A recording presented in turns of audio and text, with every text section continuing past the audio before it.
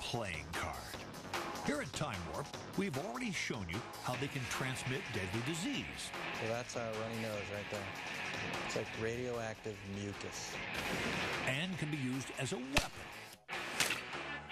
But now, we introduce you to the fine art of cheating. No, a more modern mode of deception. And in true Time Warp fashion, we didn't just bring you one accomplished trickster, we brought you two. Dave and Dan. Or is that Dave and this is Dan? Anyway, the Buck Brothers. And their incredibly dexterous digits. What are you guys doing? Playing with cards. Playing? That's a slight understatement. These twin card sharks have taken shuffling and double dealing to the extreme. And they're going to show us how they do it.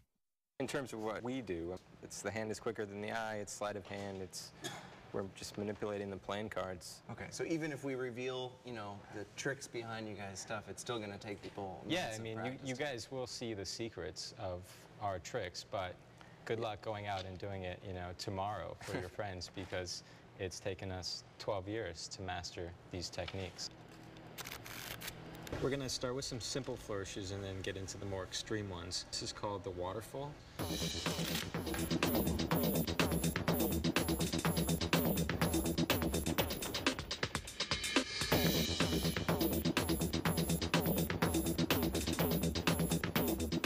So the next flourish is called the card spring. It looks like this. This is another very old flourish. It's mostly always done directly down, but it can even be done side to side, and it could also be done upside down.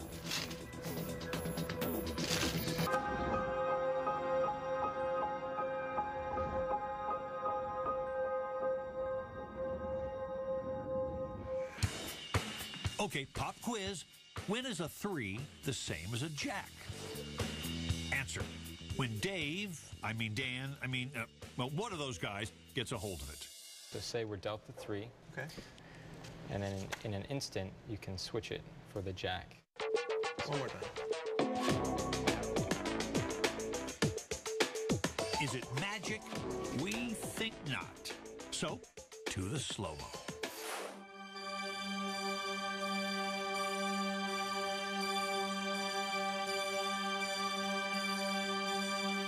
From a technical standpoint, I love the switch because if you watch it, the jack, the card in my palm, actually helps the 3 come up into the palm.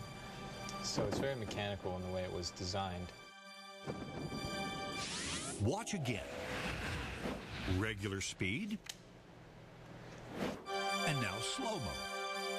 See where that 12-year-old learning curve comes in? Is this one of the first ones that you Okay, flourishes and tricks are fine, but we want to see the good stuff. Cheating. Now, don't get the idea that Dave and Dan are cheaters. They're not. But they could be. So let's deal from the bottom of the deck. I'm going to deal with some hands of poker. So let's do 3. 1, 2, 3, or 4. 1, 2, 3, 4. 1, 2, 3, 4. And 5 hands to complete it. You need another card. Let's see how you did. Pretty lousy, man. Thank you. How did you do? Oh, with the aces. 4 aces? What the? Hey, how could Dave be so lucky? Well, luck has nothing to do with it, as our slow-motion cameras will show.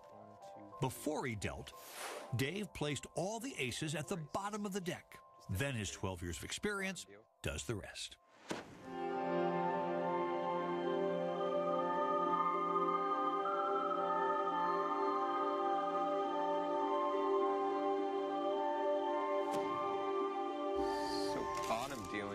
Pretty simple. You're dealing a card off the bottom of the deck. Fingers have to move out of the way in order to take the bottom card. That's just the only way to take it. But, through practice, there's a way to eliminate that movement. And if you notice, he's actually pushing out that ace with his fingers just slightly. He's buckling or bending the card. To allow some air between the bottom of the card So and it the slides deck. out easier? Yeah, less exactly. friction, it slides out easier. So not only are you priming it with a little bend to open up the cards on the bottom there, but you're also still pulling the top card a little forward with your thumb so it kind of covers up the action. Yeah. That's important because you want every deal to look the same. You want the bottom deal to look exactly like the top deal. That's how that works, and it's really cool to see this in slow motion.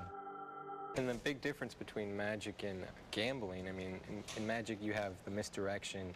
You can direct them elsewhere, where in this scenario, where you're at a table and people are, with their eyes on you, that you can't have room for error. No room for error is right, because we know where that will lead. Why, you dirty double-crossing snake and rat? Speaking of frontier justice,